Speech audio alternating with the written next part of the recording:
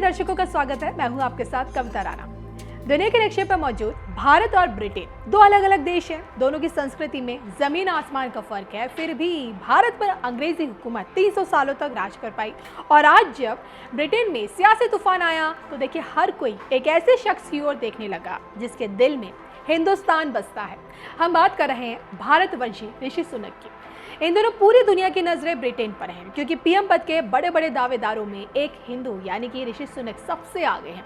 Boris Johnson ने सपने में भी नहीं सोचा होगा कि बगैर कार्यकाल पूरा किए उन्हें प्रधानमंत्री की कुर्सी छोड़नी पड़ेगी, लेकिन जैसे देखिए उनकी पार्टी के 50 सांसदों ने इस्तीफा दिया, वो कुर्सी छोड़ने पर मजबूर हो गए। हालांकि देखिए आखिरी दम तक बोरिस जॉनसन अपनी कुर्सी बचाए रखने की कोशिश में हैं। तो दिन पर दिन देखिए प्रधानमंत्री रेस की लड़ाई दिलचस्प होती जा रही है। इस रेस में देखिए सबसे आगे ऋषि सुनक नजर आ रहे हैं क्योंकि ब्रिटेन की देखिए 4 राउंड की वोटिंग के बाद वो एक अच्छी बढ़त बनाए हुए हैं। और इस वक्त अगर कोई है जो ऋषि सुनक को ब्रिटेन का प्रधानमंत्री बनता नहीं देखना चाहता है तो वो कोई और नहीं बल्कि बोरिस जॉनसन ही है।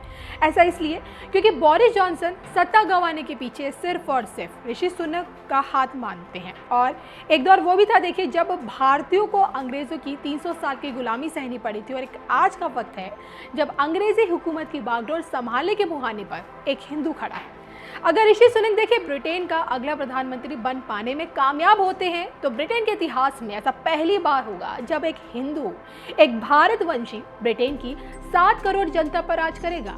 हालांकि ऐसा हो पाता है या नहीं ये तो देखिए आने वाला समय ही बताएगा। फिलहाल तो भारत की धरती से ब्रिटेन के लिए आनंद महिंद्रा की एक भविष्यवाणी सबसे ज्यादा वायरल हो रही है। जी हाँ, महिंद्रा एंड महिंद्रा कंपनी के मालिक आनंद महिंद्रा जो सोशल मीडिया में सबसे ज्यादा एक्टिव रहते हैं, उन्होंने एक ऐसी तस्वीर ट्वीट की है जिसमें स्वास्तिक भी है और वंदनवार भी है।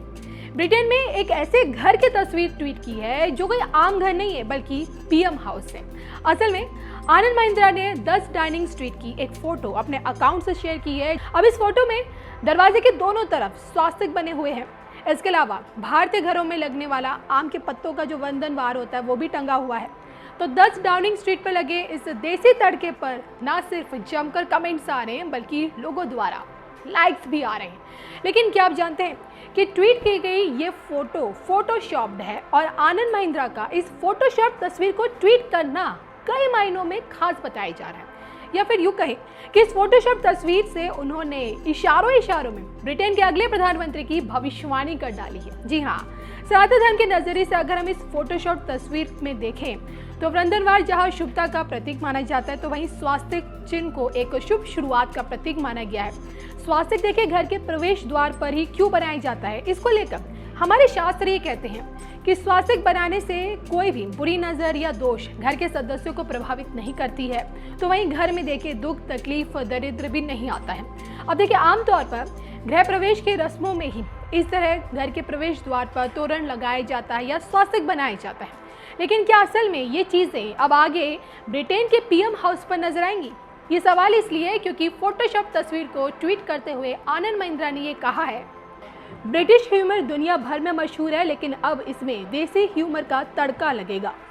तो देखिए आनंद महिंद्रा के इसी ट्वीट पर एक ट्विटर यूजर ने कहा, happy to see the swastika and mango leaves in Down Street, they once ruled us and now incredible. तो एक और ट्विटर यूजर ने कहा, अगर वो चुनाव जीत गए ये देखना कितना आश्चर्यजनक होगा कि समय कैसे 360 डिग्री मोड में बदलता है। वो रानी जो हमारे देश पर शासन करती थी हम में से एक को अपने देश पर शासन करते देखेंगी। अब तो आप समझ चुके होंगे कि आनंद महिंद्रा ने अपने इस ट्वीट से ऋषि सुनक के प्रधानमंत्री बनने की भविष्यवाणी की। हालांकि देखिए उनकी ये भविष्यवाणी कितनी सटीक बैठती है ये तो वक्त बताएगा, चुनावी नतीजे बताएंगे। लेकिन आपको ये जरूर बताएंगे कि ऋषि सुनक का हिंदू धर्म से कितना लगाव है, जो कि देखिए एक हिंदू परिवार में उन्होंने जन्म लिया और इसलिए ऋषि सुनक को मंदिर जाने की आदत बचपन से है। साउथहैम्पटन का हिंदू वैदिक सोसाइटी मंदिर, इस मंदिर से देखिए ऋषि सुनक का बहुत ही गहरा लगाव है। बचपन में कहा जाता है कि यहाँ वो आया करते थे और यहाँ की बाल विकास सोसाइटी के मेंबर भी रह चुके हैं। बताया ये भी जाता है कि बचपन में यहाँ पर होने वाले नाटक, संगीत, सांस्कृतिक कार्यक्रमों में खास तौर पर बढ़ चढ़कर वो हिस्सा लिया करते थे और आज भी वीकेंड में मंदिर जाना कभी नहीं भूलते हैं। हिंदुस्तान से देखिए कोसों मील दूर हिंदू धर्म की जड़ों से ऋषि सुनक ने खुद को कितना जोड़ कर रखा है, इसका सबूत तब भी देखने को मिला था जब बतौर सांसद ऋषि सुनक ने हाउस ऑफ कॉमन्स में गीता पर हाथ रखकर शपथ ली थी। तो ब्रिटेन के देखिए अगले प्रधानमंत्री के रूप में आप किसे देखते हैं, कमेंट करके जरूर बताइएगा। हम अपनी आजादी के 75 वर्ष का पर्व मना रहा है। अगले 25 वर्षों में भारत जिस ऊंचाई पर होगा उसका रोड मैप बना रहे हैं। और आज जब मैं बुंदेलखंड की धरती पे आया हूं, झांसी की रानी लक्ष्मीबाई के इलाके में आया हूं, यहां से, इस वीर भूमि से मैं हिंदुस्तान के 6 लाख से भी ज्यादा गांव के लोगों को करबद्ध प्रार्थना करता हूं कि आज जो हम आजादी का पर्व मना रहे हैं, इसके लिए सैकड़ों वर्षों तक हमारे पूर्वजों ने लड़ाई लड़ी है, बलिदान दिए हैं, यातनाएं झेली है। जब 75 वर्ष है, हमारा दायित्व बनता है अभी से योजना बनाए। आने वाला 1 महीना 15 अगस्त तक हर गांव में अनेक कार्यक्रम हो, गांव मिलकर के याद कार्यक्रम करे, आजादी का अमृत महोत्सव बनाने की योजना बनाए, वीरों को याद करे, बलिदानियों को याद करे, स्वतंत्र सेनानियों को याद करे, हर गांव में नया संकल्प लेने का एक वातावरण बने। ये मैं सब देशवासियों को आज इस वीरों की भूमि से प्रार्थना करता हूं। साथियों, आज भारत में ऐसा कोई भी काम नहीं होना चाहिए जिसका आधार वर्तमान की आकांक्षा और भारत के बेहतर भविष्य से जुड़ा हुआ न हो।